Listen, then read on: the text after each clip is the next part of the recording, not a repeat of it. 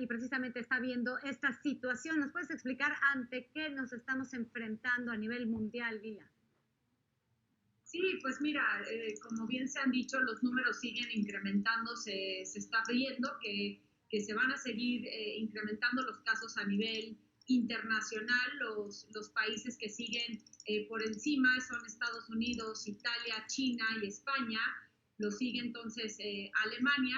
Y lo que estamos viendo en estos momentos es que Estados Unidos está viviendo una crisis tremenda donde siguen incrementando los casos en estos estados que ya se mencionaron con el epicentro en Nueva York, pero se está previendo que otros estados, incluyendo Maryland, Louisiana, Virginia, California, todos van a tener un brote en las próximas semanas significante, del cual el sistema de salud pública de Estados Unidos, como muchos alrededor del mundo, se han visto completamente rebasados, con el personal médico al frente de esta crisis también contagiándose conforme van registrando casos en sus distintos países. Y aquí México pues está a punto de entrar a una fase 3 donde ya va a estar calculando casi miles de casos registrados. Hasta el día de hoy se llevan 993 registrados en el país, con 20 fallecimientos. Italia sigue al frente de la cantidad de números de fallecimientos, pero ya economías emergentes, países emergentes como México se empiezan a posicionar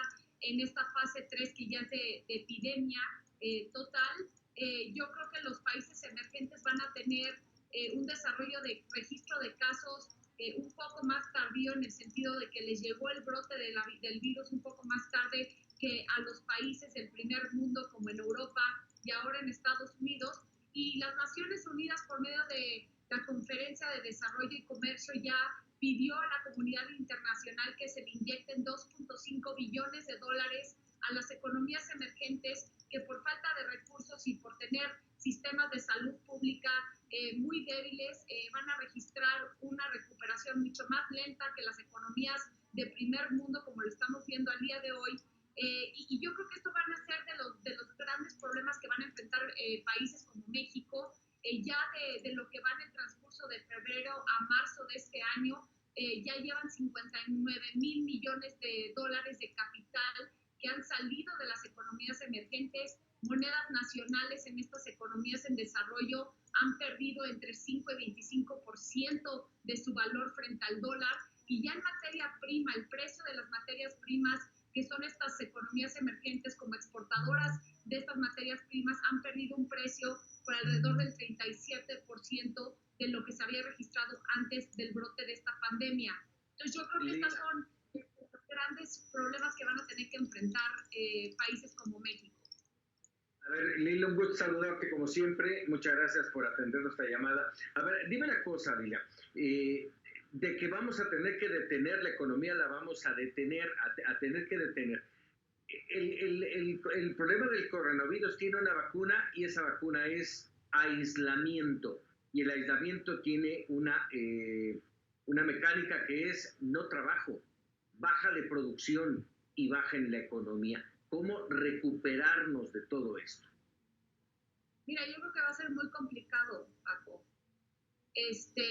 Ya de por sí se está viendo una contracción del 5.2% en la economía mexicana para el primer trimestre, perdiendo también 3.7% de la producción económica para finales de este año. Se están previendo que únicamente en la Ciudad de México se vayan a perder alrededor de 44,000 pequeños y medianas empresas que no van a poder superar el grave impacto económico que va a tener esta pandemia. Yo creo que van a ser, digo yo, que están poniendo a pruebas las economías a nivel internacional, pero yo creo que estamos viviendo una época sin precedente, en el sentido que tenemos que salvar vidas humanas y luego recuperar poco a poco la economía. Evidentemente va a haber una pérdida de empleos, se estima que van a haber alrededor de una pérdida de 250,000 empleos en México. Y el problema aquí es que también 50% de la economía de México en gran parte es en el sector informal, y el presidente Andrés Manuel López Obrador eso dijo en su conferencia de prensa, que va a tratar de apoyar con créditos, 1 millón de créditos a justamente este sector de la economía mexicana que vive del día al día.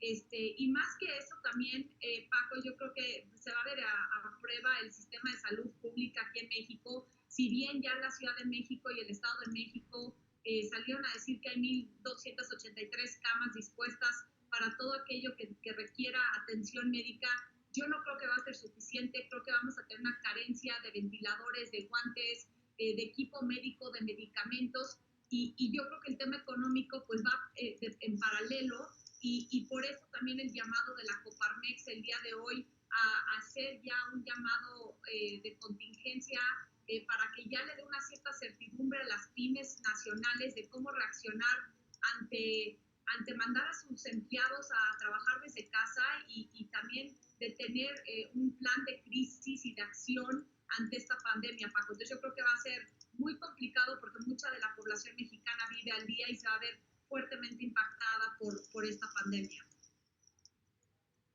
Sí, una situación complicada, Lila, porque además, insisto, aquí se va a estar midiendo si hay casos de éxito o de fracaso en ambos sentidos, tanto en el tema de la salud como en el tema económico. Veo a Estados Unidos y sí me impacta ver una economía, un país, valga el término, poderoso, con una situación tan apremiante en términos de salud, y cerrando fronteras y poniendo a su economía endeble, ¿no? Es que ese es el gran problema, Paco. O sea, aquí la pandemia vamos contratiempo, en el sentido de que entre más tiempo pase y las medidas no se tomen a tiempo, se van viendo cómo se van sufriendo las consecuencias de manera exponencial.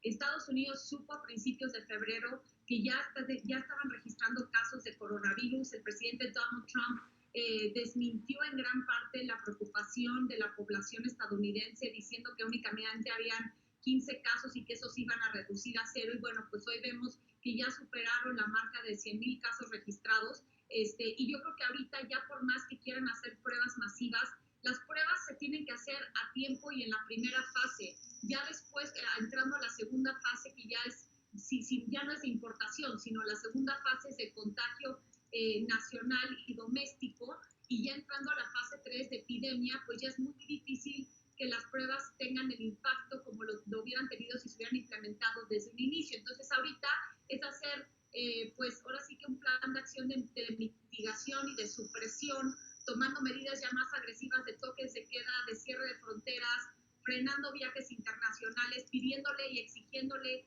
a la población que se quede en casa. En Estados Unidos, 3 de 4 estadounidenses ya se encuentran completamente aislados de manera forzosa a quedarse en sus casas. Ya también ha tenido un impacto muy fuerte en la economía estadounidense. Se va a contraer un 2% de lo que se estimaba para este año. Entonces sí, evidentemente es atacar esto de frente con medidas agresivas que desafortunadamente en Estados Unidos no se tomaron a tiempo, y bueno, pues vemos la consecuencia de ello como se está viviendo ahorita en nuestro vecino del norte, Paco. Caray, Lila, Beth, como siempre es un gusto platicar contigo, que nos des luz en estos temas internacionales. No será la última, así es de que nos vemos muy pronto. Muchísimas gracias, Lila. Al contrario, Paco, muchas gracias a ti por tu invitación y un saludo a todo tu público. Muchísimas gracias.